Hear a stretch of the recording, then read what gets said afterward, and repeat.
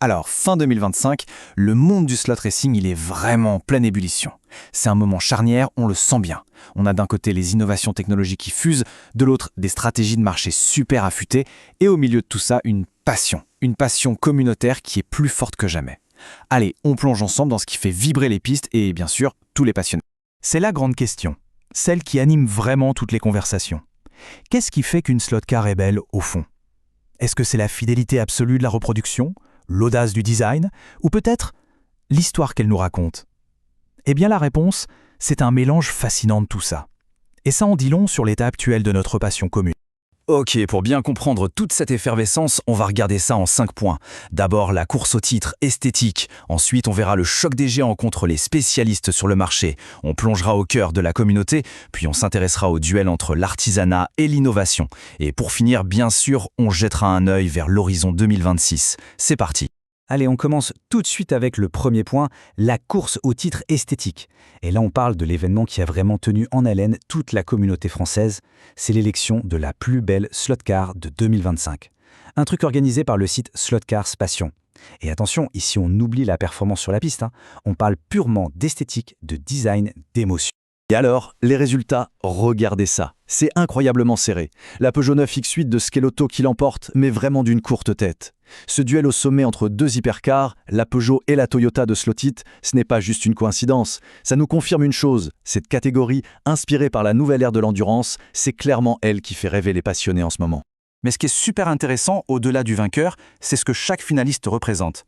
On a la Peugeot 9X8, elle, c'est l'audace technique, l'innovation à l'état pur. La Toyota GR010, c'est la maîtrise parfaite de Slotit, la fidélité, la légèreté.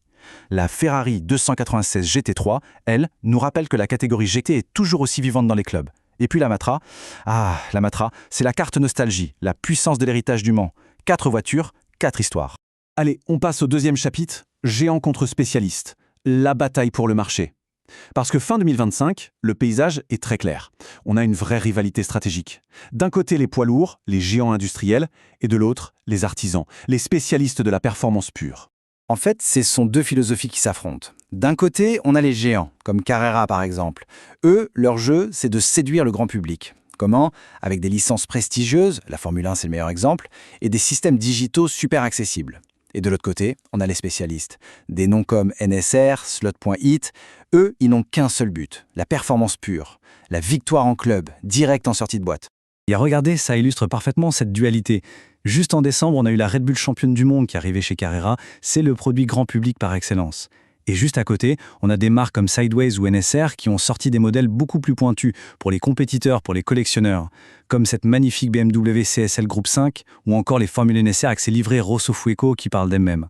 Bon, on a parlé des voitures, du marché, mais le slot racing, ce n'est pas juste une histoire de produits. C'est avant tout, et c'est peut-être le plus important, une communauté.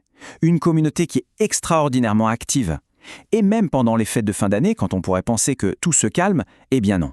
L'activité ne s'arrête jamais, bien au contraire. Il suffit de regarder la chronologie des derniers jours de décembre pour s'en convaincre. Entre les soirées en club, comme celle du FLBT au Royaume-Uni, les annonces des détaillants, comme Casa Slot Racing, et bien sûr le point d'orgue de l'élection de la plus belle voiture, l'activité est juste constante. On voit même les discussions s'enflammer sur les forums à propos des courses proxy pour 2026. Vous savez, ces compétitions géniales où les voitures voyagent de circuit en circuit pour s'affronter à distance. C'est ça la force du slot. L'écosystème ne dort jamais. Ah, et cette anecdote, elle est tout simplement géniale. Au Royaume-Uni, le Spitfire Slot Car Club, ils ont célébré les fêtes avec une course de Ford Transit qui tracte des caravanes imprimées en 3D. C'est juste parfait. Ça capture à merveille l'esprit du hobby, un peu de compétition, beaucoup de créativité et surtout une bonne dose d'humour.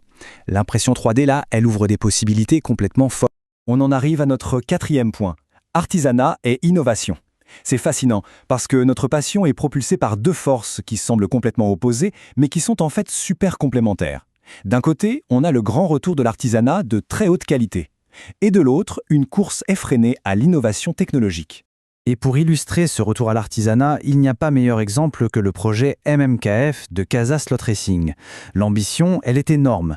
Ressusciter l'âge d'or de Ferrari, la période 1948-1970, avec des modèles en résine faits à la main. On parle de séries très très limitées, ce ne sont plus vraiment des voitures de slot, ce sont presque des œuvres d'art pour les collectionneurs les plus pointus. Et le chiffre qui frappe, c'est celui-ci, 110 €. 110 € pour une seule de ces Ferrari. Mais attention, ce n'est pas juste le coût d'une voiture, c'est la valeur d'un objet de collection. Un objet rare, produit en toute petite quantité. Il y a une histoire derrière, un savoir-faire unique. C'est un marché de niche, c'est sûr, mais un marché qui est extrêmement dynamique. Et puis, à l'exact opposé du spectre, on a l'innovation pure. Prenez la version Pro de la Peugeot 9X8 de Skelauto. Là, on change complètement de monde. On parle de châssis Inflex, souple pour une tenue de route optimale, de moteur cage longue surpuissant à 22 500 tours minute, de support moteur avec un offset pour abaisser le centre de gravité. Chaque petit détail, chaque composant est pensé pour une seule chose, gagner des dixièmes de seconde sur la piste. Bon, on arrive à la dernière partie, l'horizon 2026. Qu'est-ce que tout ça nous apprend? Qu'est-ce que cette fin d'année 2025 nous dit sur l'avenir du slot racing? Eh bien, en rassemblant toutes ces infos, on peut commencer à voir se dessiner les grandes tendances pour l'année à venir. En gros, il y a 4 points clés qui ressortent. Premièrement, l'hégémonie des hypercars, ça ne fait que commencer. On va en voir encore et encore. Deuxièmement, le numérique va continuer de s'approfondir. On peut s'attendre à des applis plus sympas, des puces encore plus petites. Troisièmement, la compétition prend une dimension internationale avec des championnats mondiaux comme les West de Skelauto qui se lancent. Et enfin, et c'est peut-être le plus rassurant, le cœur du hobby, les clubs locaux, tout ça reste incroyablement solide et dynamique. On termine donc là-dessus avec cette question qui reste ouverte. La future ligne droite du slot racing, elle se trouve où? Est-ce qu'elle est dans la sophistication d'une application sur smartphone ou dans la beauté d'une pièce unique, façonnée à la main? La réponse, en fait, elle est sûrement quelque part entre les deux, dans cet équilibre parfait. Et c'est cette tension fascinante entre l'âme et la machine qui va continuer de faire avancer notre passion. Merci d'avoir suivi ce décryptage.